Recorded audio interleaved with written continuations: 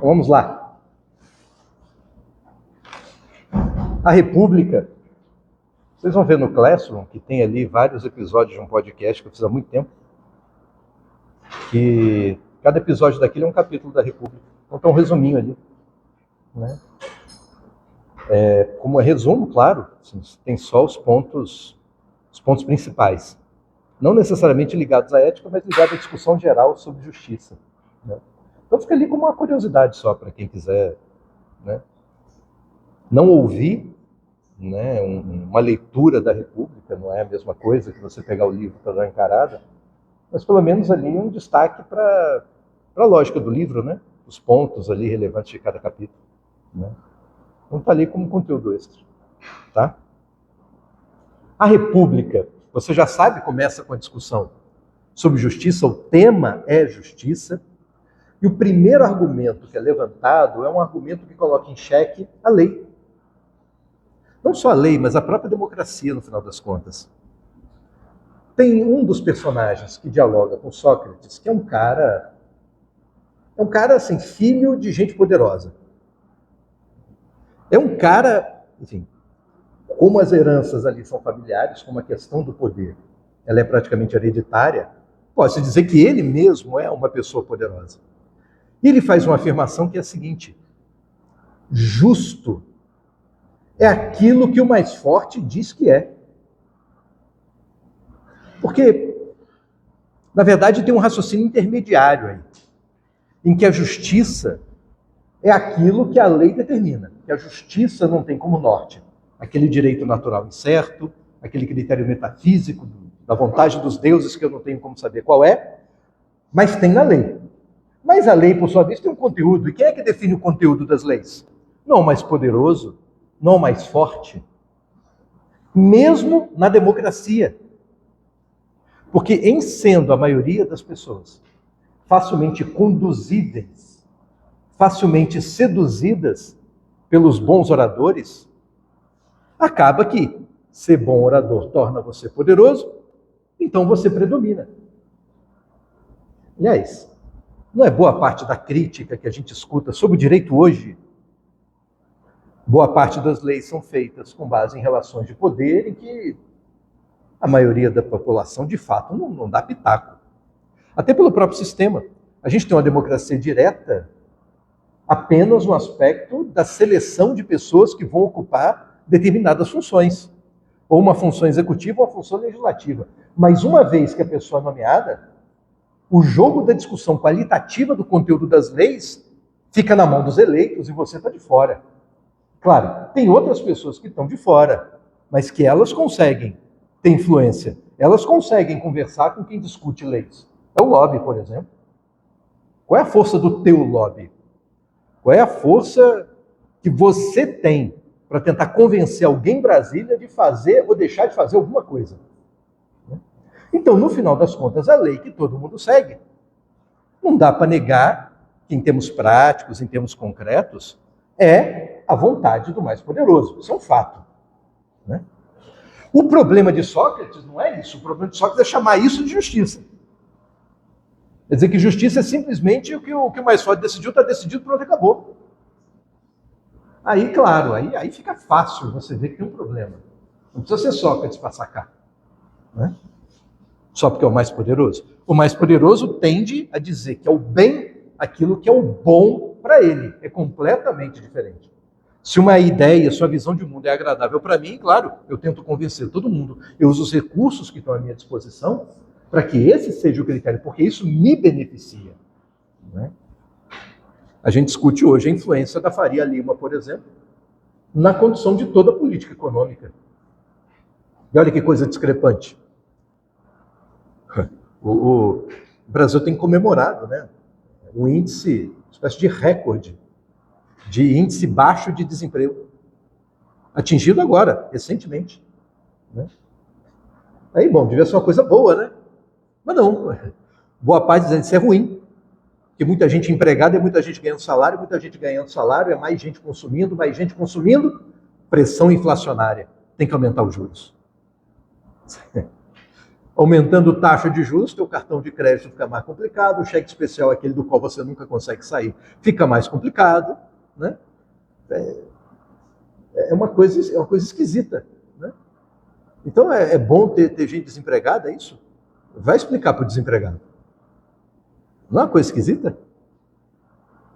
Agora, só um parênteses, não tem nada a ver com a discussão, mas boa parte do sucesso da taxa de desemprego é que, não sei se você sabe como ela é medida, né? Ela é medida com base na quantidade de pessoas que estão procurando emprego e não conseguem. Tipo, dos que procuram emprego, 10% não conseguem. Então é 10% de taxa de desemprego. O que você tem é menos gente também procurando emprego. Isso ajuda no índice. Porque, ao mesmo tempo, o número de trabalhadores com carteira assinada no regime da CLT diminui. Diminuiu. Agora, o cara que está no Uber, ele não participa da contabilidade do desemprego. Ele está ganhando dinheiro dele. Está fazendo corre no Uber. Está fazendo corre no iFood. Então, claro, esse cara está fora. Então, porque tem uma fonte de renda informal. Aí vem uma outra pergunta, né? Se o modelo da informalidade, ou seja, o modelo extra-CLT, o modelo CLT é bom. Outra é pejotização, né? Até restaurante. Comi num restaurante ontem, é curiosidade, eu fui perguntar para o garçom. Todos PJ, todos. O garçom, tudo PJ. Né? Quer dizer, não é CLT, não tá, mas também não está no desemprego, está ganhando o dinheiro dele, né? Então, exatamente o que é bom em termos econômicos, aí nem sempre a gente está discutindo, né? Agora, o fato é que o que prevalece nessa discussão não é a perspectiva de quem está trabalhando. Não é. É a perspectiva de quem está pagando. É outra história, por uma questão de poder. Mas, bom, se isso não pode ter a ver com justiça, o que tem a ver, então? Né? Aí, primeiro aspecto, ele vai saltar de uma discussão de justiça do mais tradicional, que é discutir justiça como uma qualidade humana, ou como uma virtude, como uma boa disposição da sua própria alma, e vai saltar para a discussão da cidade. Bom, para você entender os dois, o ponto de partida mesmo é gente. Né? Então, a ideia de justiça como virtude que aparece em Platão. E aí tem uma coisa muito curiosa, porque ele vai fazer um raciocínio muito legalzinho, cara. Ele vai contar uma história para o Glauco, para tentar definir o que é uma pessoa justa. Né? Em primeiro lugar, ele tenta definir o que é uma pessoa. Ele tenta definir o que é a psique, o que te faz pensar, o que te faz agir, o que te faz sentir. E ele diz assim, lembra daquelas partes da alma, né? Que tem uma parte ativa, uma parte apetitiva. Ele vai chegar para o Glauco e vai contar essa historinha de outro jeito. Ele vai falar, Glauco, imagina um homenzinho, né? Um homem, aqui.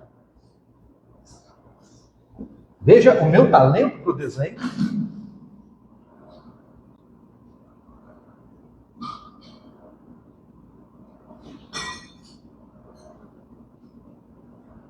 É basicamente o mesmo desde a quinta série.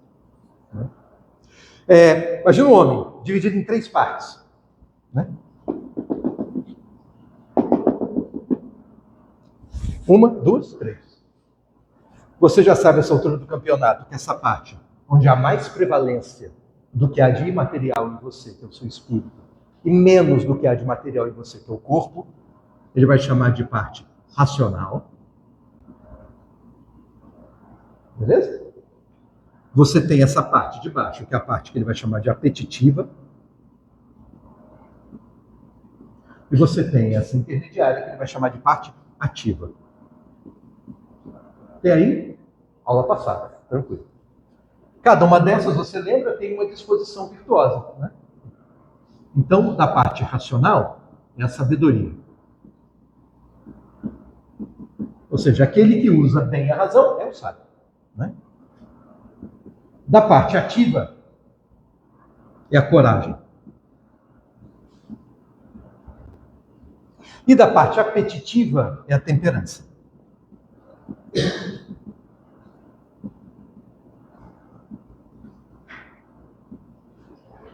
Até aí está bem tranquilo. Né?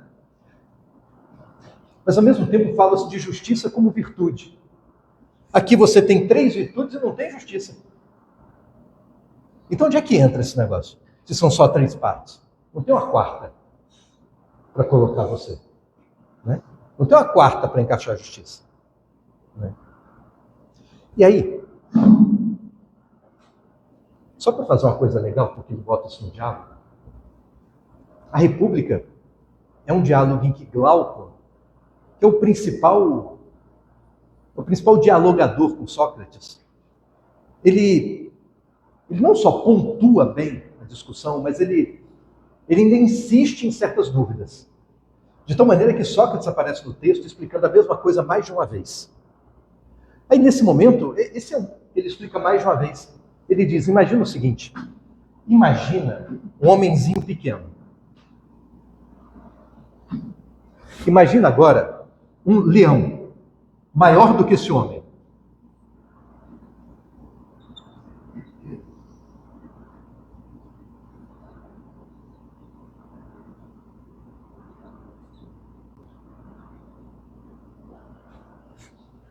Meu leão artístico.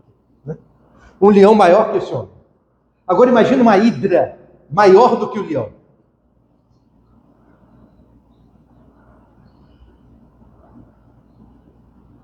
Um, 2, 3, 4, 5. A hidra tem 7 cabeças, então é um negócio mais difícil de desenhar mal.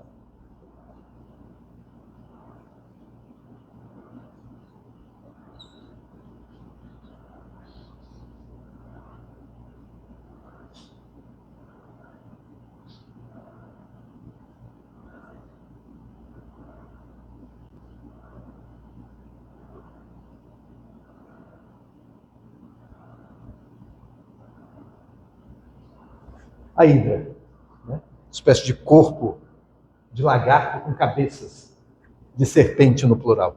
7 cabeças. Imaginou, Glauco? Imaginei.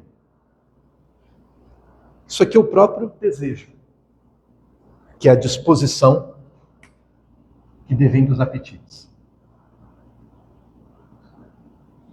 E aí, desse bicho que você corta uma cabeça, nasce outra, né? Corta uma cabeça, nasce outra.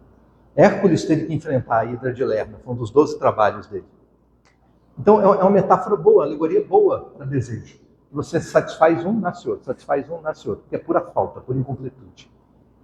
Já o leão tem muito a ver com coragem, com impetuosidade, com força, com aquilo que há de disposição em você, quando a sua inclinação racional e a sua inclinação desejante, elas não estão competindo umas com as outras. Você está convicto, ou portanto impetuoso. Beleza? E o homenzinho é o que representa a razão, o pensamento. Né? Agora, olha só. Quando você fala de justiça, pensa naquela imagem mais brega de cartão de advogado. Daqueles que usam anel. Não tem a balancinha? Geralmente exagerada. Porque faz parte da preguiça o exagero na balança. E dourada no cartão de visita, que já é uma coisa que ninguém usa mais. Né?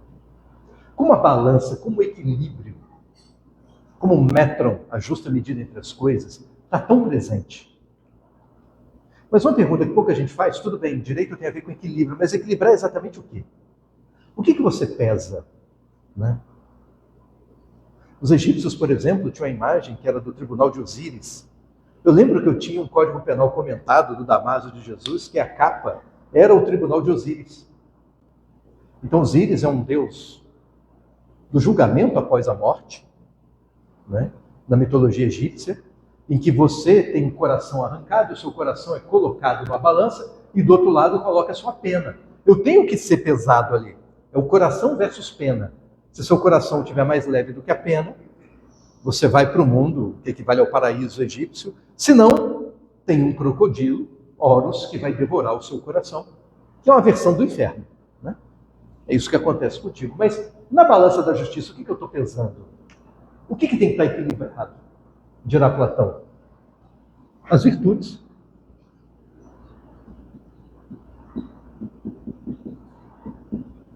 A justiça é uma quarta virtude caracterizada pelo equilíbrio das 3 primeiras. Como se fosse um resumo das 3 primeiras. Porque todas as virtudes o são em razão da cidadania. em razão da vida coletiva, em razão, para usar uma palavra grega mesmo, da política, da boa vida na polis, da boa convivência. Então, o cara bom de se conviver, a pessoa que faz da cidade uma cidade boa, porque justa, é uma cidade que tem gente justa. Aliás, é o ponto de partida de Aristóteles, na Ética Nicômacos. É uma frase que parece idiotice, mas ele vai dizer: justiça é aquilo que faz o homem justo. É porque ele está falando de justiça como virtude. Tem um outro diálogo de Platão que chama Alcibíades. Tem 2 diálogos com o nome Alcibíades. Primeiro Alcibíades, segundo Alcibíades. No primeiro Alcibíades é um jovem que ele teve como professor um grande político. É um jovem, portanto, que promete muito. Todo mundo deposita nele a esperança de ser uma pessoa muito influente, muito importante em Atenas. E ele está naquela fase em que ele está deixando a infância, começando a vida adulta, e, portanto, ele se cobra da realização da promessa, das expectativas que depositaram em cima dele. E ele hesita, dizendo: Sócrates, será que eu estou pronto para isso? Será que eu estou pronto para governar alguma coisa? Aí Sócrates: não só sei que nada sei, né? Mas não sei. O que um bom governante precisa saber? O que um bom político precisa saber? E Alcibíades dá um exemplo de um bom político. Péricles, tá, Péricles. Mas o que foi que Péricles fez de bom? Há estradas, né? Tá, mas o que mais que ele fez de bom? Pacificou a região, a paz, veio o comércio, enriquecimento, menos gente morrendo. Tá, mas além disso, o que foi que ele fez? Além de pacificar a Grécia? Comércio, né? Incrementou o comércio, melhorou os portos, fortaleceu a nossa marinha, a gente domina o mar Egeu. Tá, mas fora isso, no Porto quer mais? Aqueduto, pronto? Tá, mas além disso, porra, tem como fazer mais? O cara é foda. Né? E Sócrates, você não entendeu, porque tudo que você está me falando são aspectos materiais da vida coletiva. O dinheiro, a estrada, a água, aspectos materiais são importantes. Mas a cidade boa não é necessariamente a cidade que tem bons aspectos materiais. O que é a cidade boa? Qual é o lugar bom para se viver? É aquele em que você tem um apartamento bacana, num condomínio legal, cheio desses recursos, tipo espaço zen, fitness center, né? Um monte de coisa com nome em inglês, jardins suspensos, mas com gente absolutamente insuportável. Imagina, vizinhos insuportáveis, daquele que você morando no 21º andar prefere ir de escada, que é para não ter o desprazer de cruzar com alguém no elevador, ou morar num lugar mais simplesinho, mas com gente bacana, gente que você gosta, gente que você ama. Enfim, no diálogo Alcibíades não tem dúvida, a cidade boa é a que tem gente boa, é a que tem pessoas legais. E, portanto, o bom político é aquele que melhora as pessoas. E a pergunta que ele faz é o que foi que Péricles fez para melhorar as pessoas. Melhorar as pessoas é torná-las justas. A cidade é justa quando está repleta de pessoas justas, porque nem adianta eu ter boa lei. Cara, olha o nosso Código Ambiental. O mundo inteiro diz que a nossa legislação ambiental é muito boa. É uma legislação ambiental de ponta. Agora, olha o meio ambiente. Olha a queimada, olha a Amazônia, olha rio poluído para tudo quanto é lado. Nosso problema não está na lei. É porque, apesar da lei, cocô está indo para o rio. É isso. Apesar da lei, estão tacando fogo e ninguém está nem aí para nada. Nem quem taca fogo para início de conversa. Nem boa parte das autoridades. Chega na Amazônia, é meia dúzia de gente do IBAMA contra toda a força política dos municípios. Prefeito, vereador, todo mundo é pró derrubar árvore, em tudo quanto é canto. Então o problema não é a lei, você entendeu? É gente. De que adianta uma lei se está todo mundo cagando para ela? Então, como é que você melhora o ambiente? Tendo gente preocupada com o meio ambiente. Podia ter até uma lei de merda. Mas se você tivesse gente preocupada com o meio ambiente, não iam nem lembrar que a lei existe. Não ia precisar. Não ia fazer diferença. Então, o que você faz para melhorar? Aliás, vale para a nossa política também. O que se faz para melhorar as pessoas? Na boa. Para melhorar mesmo. Né? Talvez o caminho fosse educação. Mas olha o valor que tem educação aqui. Aqui o que tem valor é diploma. Título tem. Isso tem valor. Mas educação não. Conhecer de verdade alguma coisa, não. Né? Tanto é que faz sentido você ir para uma pós-graduação à distância, em que você faz de conta que é avaliado, enquanto tem alguém fazendo de conta que está ensinando. Mas você pega mais barato um diploma, porque é isso que interessa. E o aprendizado, vai por minha conta. Vou aprender no YouTube. Vai ter alguém me ensinando alguma coisa no YouTube? Vai ter mesmo. Mas não é assim? É coisa individual a educação, não é mais coletiva. Por isso que a escola vai mal. Né? O professor ganha mal porque ninguém dá a menor trela para a educação. É simples assim. Se tivesse importância, ganhava bem. Né? Como não tem. Eu não estou falando de mim, não, tá? Na universidade, assim, na boa, não dá para reclamar. Agora, ensino fundamental, sabe? Galera que rala no ensino médio, professor de escola pública do estado, porra, cara. Pega uma pedreira ali, ganha mal. Né? Tem um comediante muito bom, né? É professor também, tá? Fica toda hora falando da professora no Celta, cheio de cartolina e EVA. Ele está sendo até otimista, porque ter o Celta está difícil. Né? Mas, enfim, o que faz para melhorar a gente, né? Melhorar a gente, no caso de Platão, é isso, é transformar você em alguém justo. Porque, olha só, de que adianta você ser sábio? De que adianta ser sábio se não tem coragem? O sábio sem coragem é aquela pessoa que sabe exatamente o que tem que fazer, o que é necessário, mas não tem culhão para fazer. Então, de que adianta? De que adianta só saber? Vai ser só a pessoa que vai, quando tudo der merda, falar, eu sabia, mas ele gosta que sabia. Não evitou, não fez nada para mudar, não teve coragem. Ou então o contrário, de que adianta ter muita coragem? Você é um idiota. Nossa, como fulano é corajoso, autêntico, mas só falar merda. Tem que ter coragem para falar merda mesmo. E nem ficar com a cara vermelha. De que adianta? Né? De que adianta você ter coragem e sabedoria e não ter temperança? Se deixa levar pelo desejo. Então percebe, não adianta você ter muito uma virtude e menos da outra. E para Platão, cada um de nós já nasce com uma certa economia que uma delas vai prevalecer. Ou você está mais inclinado para a sabedoria, você está mais inclinado para a temperança, ou você está mais inclinado para a coragem. Não tem jeito. Você sempre vai ter as três, mas uma vai prevalecer. Mas a questão é que para ser justo tem que ter as três em equilíbrio. A balancinha tem que pesar, não são só duas coisas, são três na balancinha.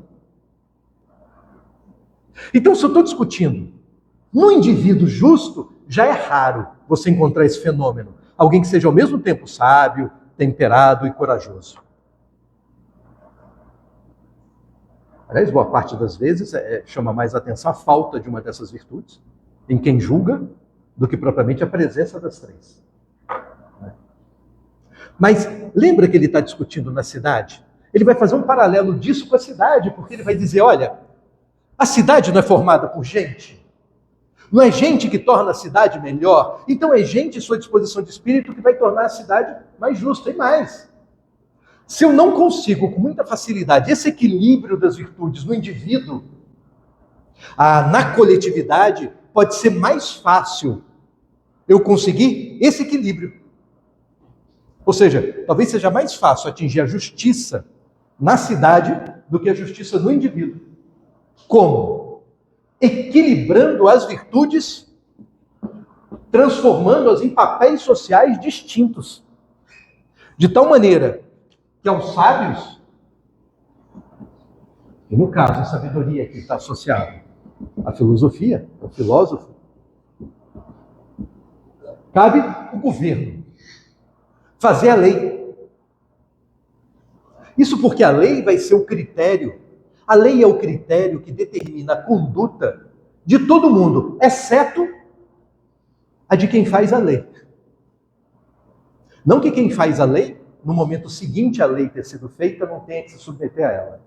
Mas é o fato de que, como foi ele que fez, no momento anterior à lei ser criada, ele não está se submetendo a nada. Além dele mesmo, do seu pensamento, da sua redação, do seu sentimento. E por isso, esse ato de criação da lei, o ato constitutivo da lei, para que a lei seja justa, tem que ser feita por alguém. Veja, aqui é só sabedoria que está imperando no filósofo. Não tem necessariamente coragem e temperança. Ele não está dizendo que o filósofo tem que ser justo. Ele tem que ser sábio. Mas lembra que é na República que está a alegoria da caverna? A alegoria da caverna é porque ele está dizendo o que é o filósofo. E porque o filósofo tem que ser o cara que vai fazer a lei. O filósofo não é sábio. Ele não é alguém que tenha o conhecimento. É porque a verdade das coisas, o eidós das coisas, ou o ideal, se você preferir, é aquilo que não está no mundo físico, está além do mundo físico, algo que você só atinge pelo pensamento, algo que você só atinge pela sua razão. E na alegoria tem um elemento que muita gente deixa escapar. Você tem homens presos na caverna, você tem as imagens que passam dentro da caverna e você tem o mundo de fora da caverna. A diferença do mundo de dentro para o mundo de fora é luz. Luz. Fora da caverna tem a luz do sol. Na luz do sol você vê as cores como realmente são, ou seja, mais vibrantes, mais chamativas, mais belas. Dentro da caverna, o que você vê são sombras, ainda assim sombras produzidas pela luz, a luz de fora da caverna, mas são só sombras. É a projeção de imagens. Não são imagens tão coloridas nem tão vivas quanto aquelas reais que se tem do lado de fora. Para você conhecer alguma coisa, é preciso que exista, portanto, uma causa eficiente do conhecimento, que é a luz. É a luz, nessa metáfora da alegoria da caverna. Imagina, traz isso para o conhecimento. Para você conhecer alguma coisa, é preciso, que o objeto seja cognoscível. Seja algo que dê para conhecer. Assim como na visão, para você enxergar alguma coisa, é preciso que o objeto seja visível. O que é invisível, claro, você não enxerga. O que é incognoscível, você não conhece. Segundo, você tem que ter a capacidade de enxergar.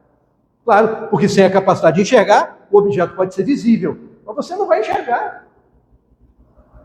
Aqui é a mesma coisa, você tem que ter a capacidade de conhecer. Sem a capacidade de conhecer, o objeto é cognoscível.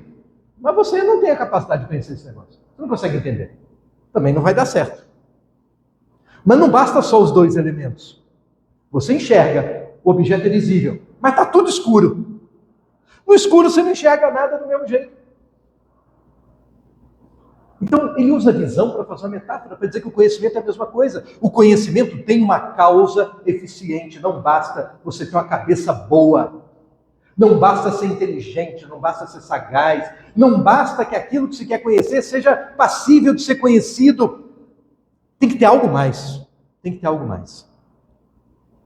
Aliás, essa ideia do algo mais para você conhecer alguma coisa, não está só em Platão, não. Você quer ver outro?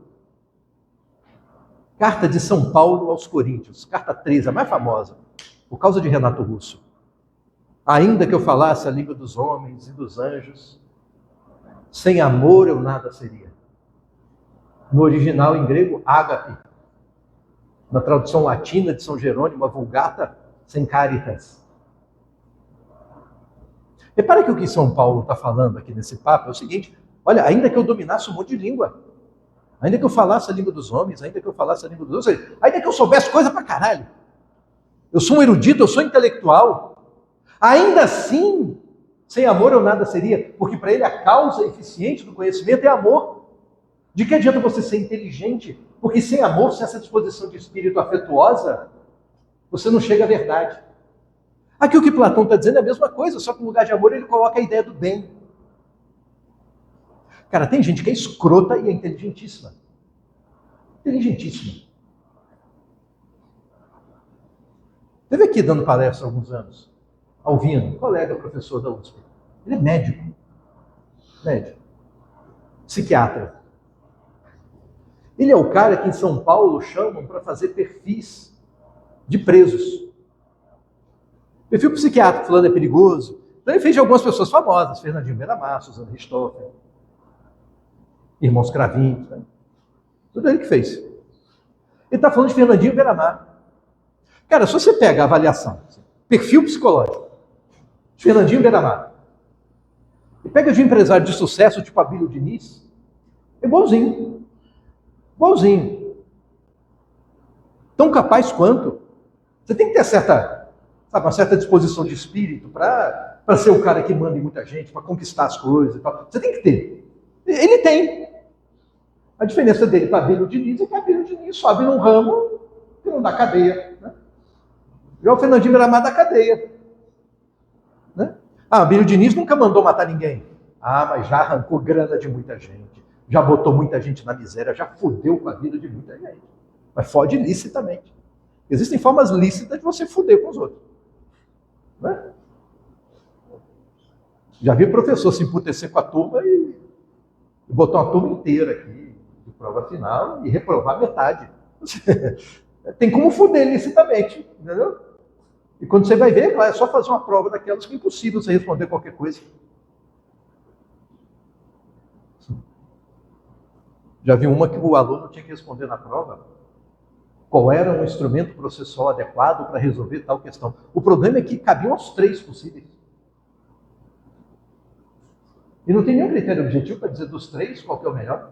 Pode ser mandado de segurança, pode ser uma ação ordinária que você pede tutela antecipada, estava tudo na mesma.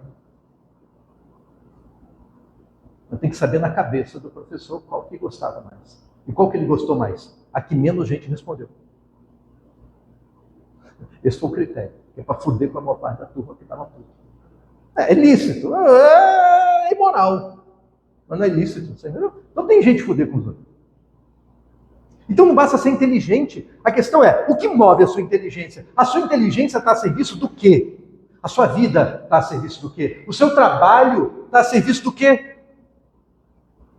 O que te move na vida? Qual o valor que te move? Qual é o seu propósito? Para ele, a ideia do bem é a causa eficiente. O filósofo nada mais é do que alguém que está mais próximo da ideia do bem. Porque estar próximo da ideia do bem significa não estar arrastado pelo corpo.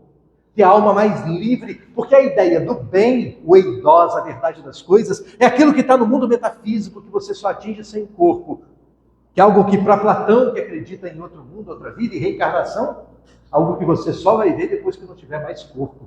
É aquilo que no Fedro, sobre a imortalidade da alma, é a base do discurso de consolação de Sócrates para os seus amigos, para os seus alunos. Eu não saio por aí dizendo que só sei que nada sei. Eu nada sei porque tem um corpo, ainda que tenha um espírito misturado nele. Mas agora que eu vou morrer, eu não vou ter mais corpo. Agora eu vou lá, para o outro mundo, para o mundo das ideias.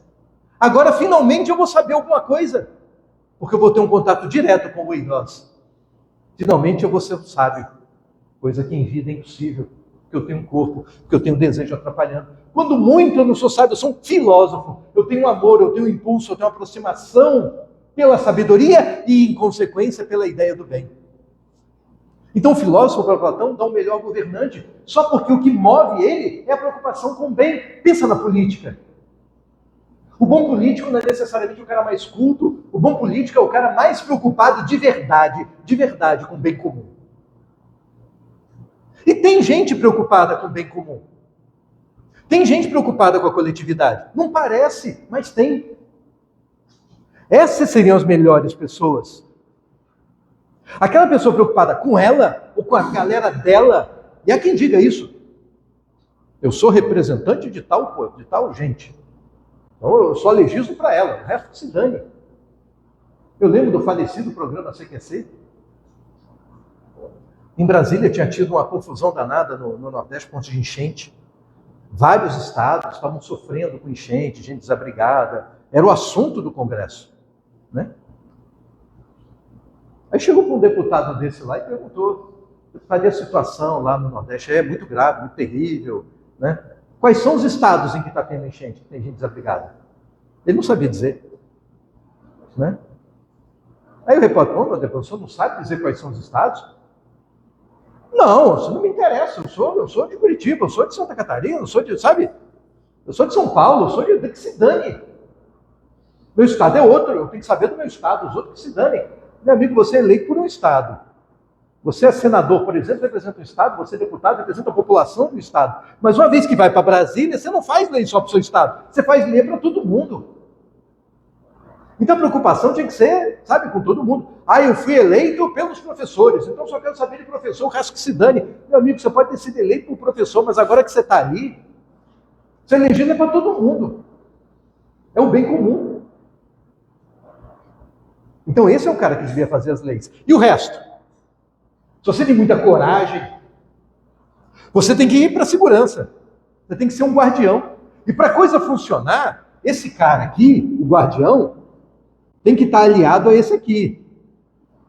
Ou seja, o guardião tem que obedecer quem age pelo bem comum, porque aí a força vai estar a serviço do bem comum. Por que ele tem que obedecer? Por que ele não pode ter autonomia? Porque esse cara tem coragem, mas não tem sabedoria.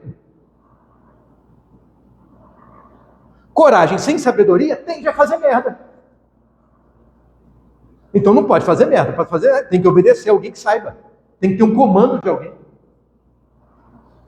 Tem que saber obedecer. É a base do que a gente tenta construir hoje, né? A gente tem força militar, não pode ter autonomia. Aliás, desde a invenção do Estado moderno. O general não pode decidir sozinho se vai para a guerra ou não. Tem alguém que decide se vai. Que não é ele. É um poder propriamente político.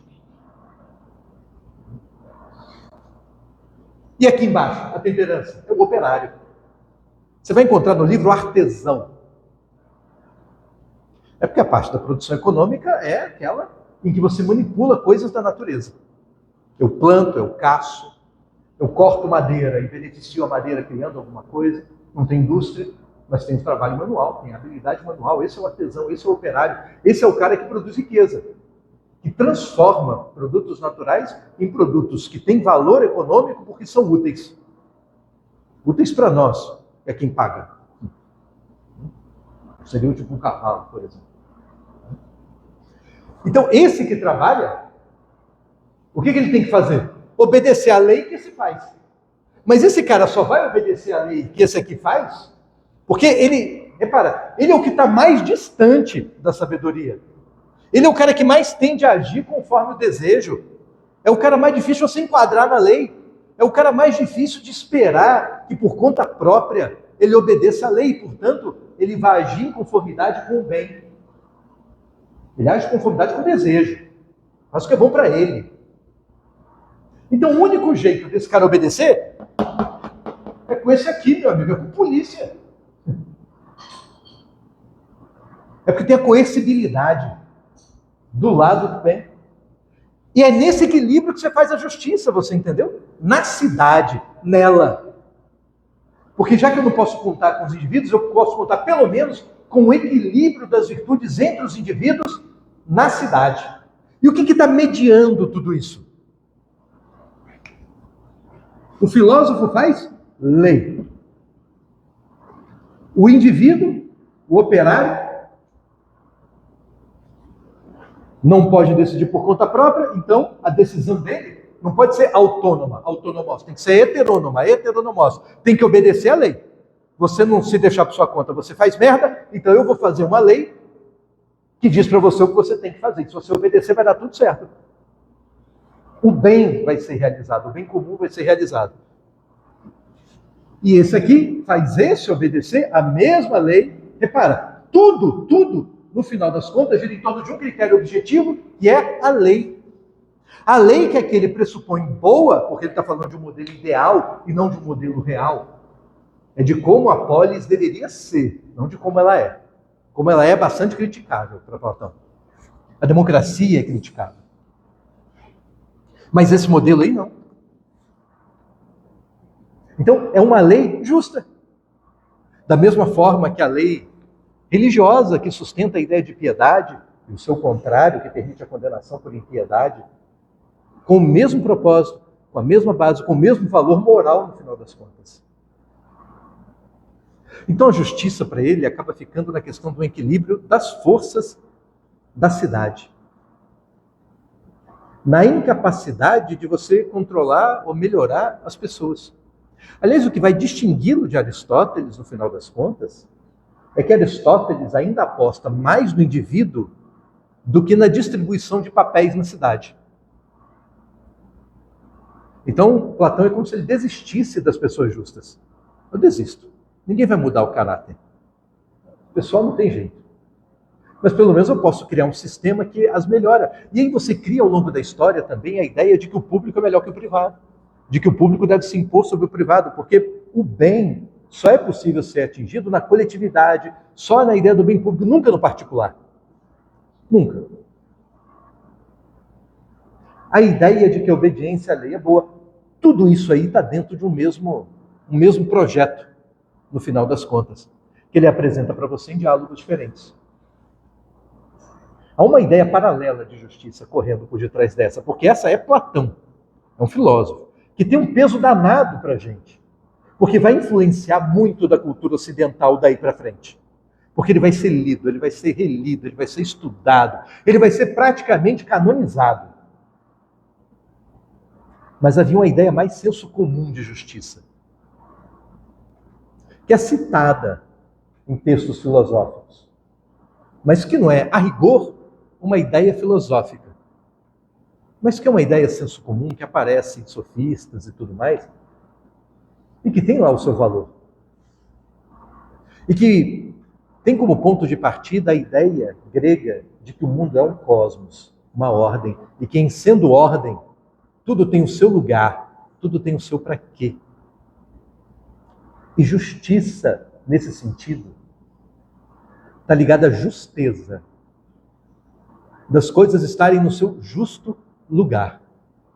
De tal maneira que a sua vida é justa quando você faz aquilo que você nasceu para fazer. A sua vida é justa quando você cumpre na natureza e na sociedade o papel que você nasceu para cumprir. E ela é injusta quando há o desencaixe. Quando você é peça de uma máquina muito complexa, você é peça fora do lugar. Máquina complexa com peça fora do lugar até funciona, mas não funciona tão bem como funcionaria se você fosse a peça no lugar certo, cumprindo o seu papel. Talvez você tenha nascido de fato para o direito. E o seu lugar é aqui. E é daqui para cima. E é daqui para fazer coisas que sejam admiradas. Porque tem outra frasezinha que vem junto desse senso comum e que aparece em Platão e aparece em outros filósofos. E quando aparece, caso dos diálogos de Platão, por exemplo, é uma frase que é dita e ninguém estranha. Tudo que é belo e bom é justo. Tudo que é belo e bom é justo. É um pouco esquisito, porque associar bondade ou a ideia do bem com justiça, beleza. Platão faz isso na República. Os dois estão juntos aqui. Agora, beleza? Beleza? Eu conheço muita gente bonita, mas daí ser justa? Eu conheço gente feia de doer. Daquela assim que você vê e tem pesadelo à noite. Só porque viu. Mas são pessoas capazes de agir de forma justa, admiráveis na virtude. Então é um pouco complicado você associar essas duas coisas, né? Fica mais fácil entender se você tem como ponto de partida, como premissa do raciocínio, essa ideia de cosmos, que tudo tem o seu propósito, de tal maneira que quando as coisas estão no seu devido lugar, estão bem encaixadas na máquina cósmica, é justo porque está encaixado? Ao mesmo tempo, é bom porque você é muito melhor fazendo aquilo que nasceu para fazer do que quando faz aquilo que você até sabe, mas não é a tua, não é a sua. Eu sei resolver equação, mas não é a minha, você entendeu? Eu vou errar muito, eu vou demorar, eu vou ter que lembrar de fórmula, vou ter que apelar para o YouTube, entendeu? Não é a minha, não é a minha. Mas o fato é que eu só tenho como saber se é bom algo que você faz se eu usufruir do resultado do seu feito. Então, eu só posso dizer realmente se é bom o trabalho de um cabeleireiro, de um barbeiro, se ele cortar o meu cabelo. Aí eu olho e falo, pô, cara, ficou legal, isso é bom. Agora, quando não o meu cabelo, eu ainda assim posso julgar, olhando. Está cortando de outra pessoa, mas eu olho e falo, nossa, mas o cara é bom. Eu não jogo merda nenhuma de futebol, mas eu vejo alguém jogando e sei, e digo, pô, o cara joga pra caramba. Assim como basquete, eu gosto mais de basquete que futebol. Eu lembro a primeira vez que eu vi Stephen Curry jogando. Meio de bobeira, ele parece baixinho, né? Tem 1,95. É que o resto do time é maior que ele. Aí quando pega, tá na mão do baixinho, vai ser difícil. Com 2 segundos, vendo ele quicando a bola, ele estava jogando, ele está quicando. Só pelo jeito de quicar a bola, eu olhei aquilo e falei, que isso? Esse cara é bom. Esse cara é muito bom. Quicando a bola. Eu não consigo quicar daquele jeito. Eu não consigo jogar daquele jeito. Eu não consigo fazer cesta de 3 daquele jeito. Mas consigo admirar. Eu consigo olhar e ver, na admiração, algo que eu posso chamar de beleza, joga bonito. Joga bonito. Mesmo eu não usufruindo. Mesmo eu não fazendo. Isso é a beleza. É como se a estética fosse uma forma de pensamento, assim como a razão também é. A nossa capacidade de contemplação da beleza, da harmonia,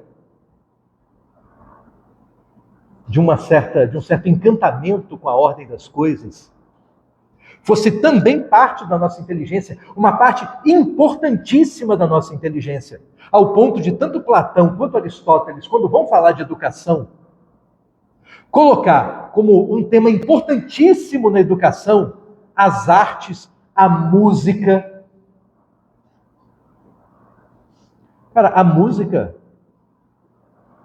é mais importante que história, é mais importante para os gregos, sabe? É mais importante que geografia, é mais importante que um monte de coisa. Porque ela aguça a sua inteligência estética. E a inteligência estética é aquilo que você usa para olhar alguma coisa e no encantamento com a beleza, encontrar a justiça. Sem capacidade, sem exercitar a capacidade de encantamento com a beleza, você também não consegue ser justo. Porque tudo que é belo e bom é justo. Você não consegue ir direto para a justiça, não consegue ir direto para a bondade, porque você não usufrui, mas está mais perto da beleza. Então a beleza é um ponto de partida. Se o resultado é feio, se o resultado te desagrada, há uma chance grande de estar desencaixado, de estar errado, de estar mal, de, portanto, ser injusto. Ser injusto. É nesse sentido que tudo que é belo, tudo que é bom, é também justo. E é nesse sentido que vale um certo encantamento. E, portanto, se você está no direito e não consegue se encantar com o direito, sabe? Você não consegue se encantar com isso, você está no lugar errado. Você não consegue achar legal, se você não sofre por uma decisão ruim que você vê, de sofrer, de doer, assim, você está no lugar errado.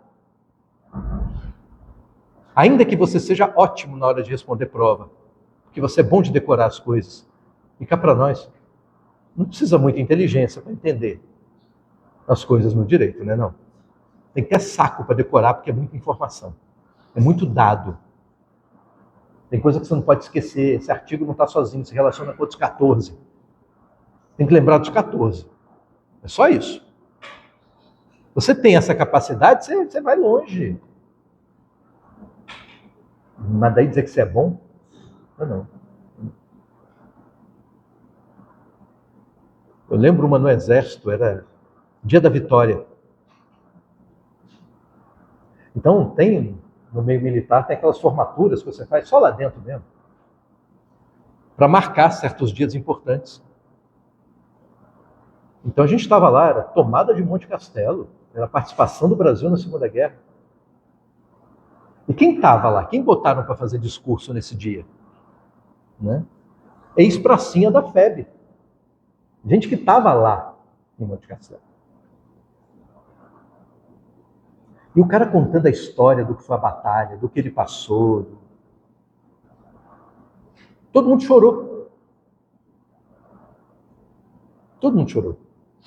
Aí a gente marchava cantando a canção do expedicionário. Música militar é horrorosa. Né? Aliás, Bertrand Russell dizia que a música militar está para a música assim como a justiça militar está para a justiça. Coisa horrorosa. Mas a canção do expedicionário é bonita, cara. Essa é bonita. Por mais terras que eu percorra, não permita Deus que eu morra, sem que eu volte para lá, sem que eu leve por divisa esse dia que simboliza. Você sabe de onde eu venho, venho do morro do engenho, das selvas dos cafezais, da boa terra do coco, da chopana de um é pouco, dois é bom, três é demais. Nem parece música militar esse negócio. É música de quem está com saudade. Quando terminou, o comandante da companhia, capitão, ele também, emocionado, ele diz: quem não se emocionou com isso aqui, está no lugar errado. Teu lugar não é esse. Porque não tem como você gostar da vida militar, ter nascido para a vida militar e não se emocionar com aquilo.